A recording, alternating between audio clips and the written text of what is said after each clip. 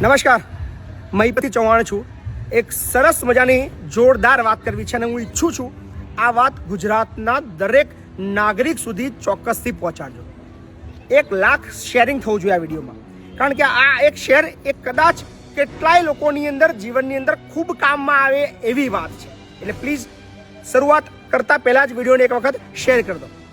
ગુજરાત સરકારના એક જોરદાર કાયદાની મારે તમને વાત કરવી છે. એક એવો નિયમ છે જે રોજ કામમાં આવે એવો છે. તમે ક્યારેક વાહન લઈને નીકળતા હોય છે, તમને રોજ અકસ્માત જોવા મળે છે. અત્યારે સાધનોની સંખ્યા એટલી બધી વધી ગઈ છે કે દરરોજ અકસ્માતો થાય છે.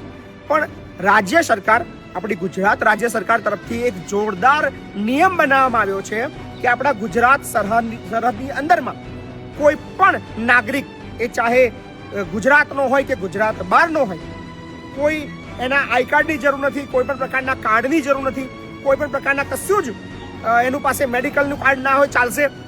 સીધું જ એની ટ્રીટમેન્ટ 50,000 રૂપિયા સુધીની સહાય એ રાજ્ય સરકાર ભોગવે છે.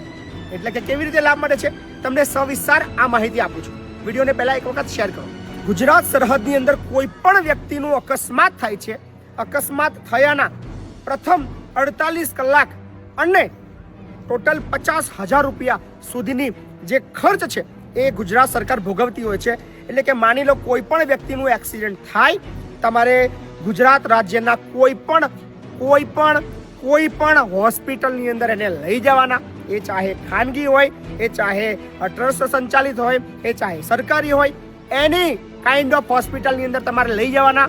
એની પ્રાથમિક સારવાર માટેની જે ખર્ચની રકમ છે મહત્તમ 50,000 રૂપિયા, યાદ રાખજો, એ તમારે ચૂકવવાની નથી.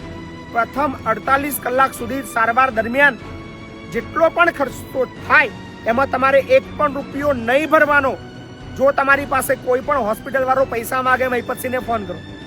ગુજરાતની અંદર કોઈ પણ હોસ્પિટલની અંદર તમારું જો વાહન અકસ્માત થાય છે એની ટ્રીટમેન્ટ માટે પ્રથમ 48 કલાકમાં 50,000ની જે લિમિટ છે એની અંદર એ લોકો જો તમારી પાસે પૈસા માંગે, મહીપતસિંહને ફોન કરો. મહીપતસિંહ તમને છાતી ઠોકીને કહે છે તમને મદદ કરશે અને તમારે પૈસા નહીં ભરવા પડે, એની ગેરંટી આપું છું. હમણાં જે કિસ્સો બન્યો, આ વિડીયો બનાવવાનું કારણ પણ એ જ છે.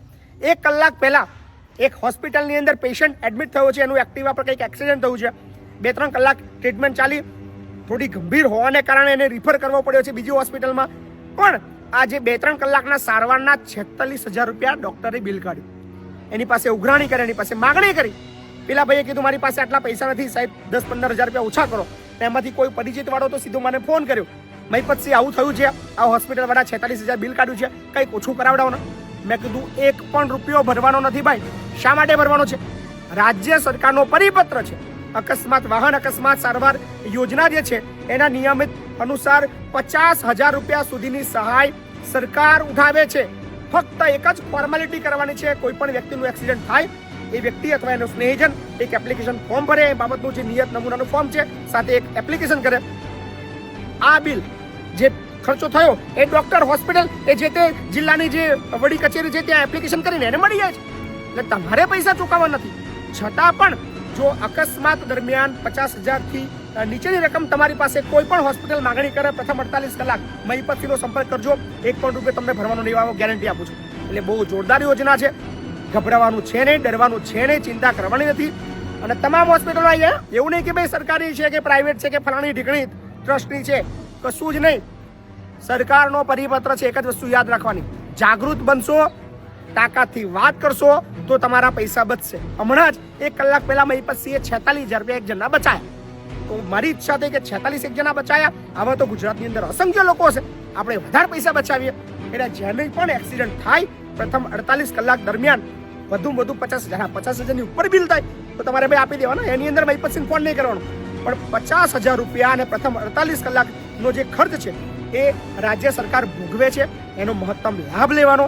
પણ એવું નહીં કે આપણે પૈસાવાળા છે એટલે ખીચામાં હાથ નાખીને આપી દેવાના. કદાચ ગરીબ લોકો છે, ચિંતા કરવાની નહીં. કોઈ હોસ્પિટલ ના માને, મહીપતસિંહનો સંપર્ક કરજો. નીચે નંબર આપ્યો છે, ફક્ત તમારું નામ લખો, હોસ્પિટલનું નામ લખો, જગ્યા લખો અને કહેજો કે ડોક્ટર પૈસાની માગણી કરે છે. મહીપતસિંહ તમને મદદ કરશે. ચિંતા ના કરજો.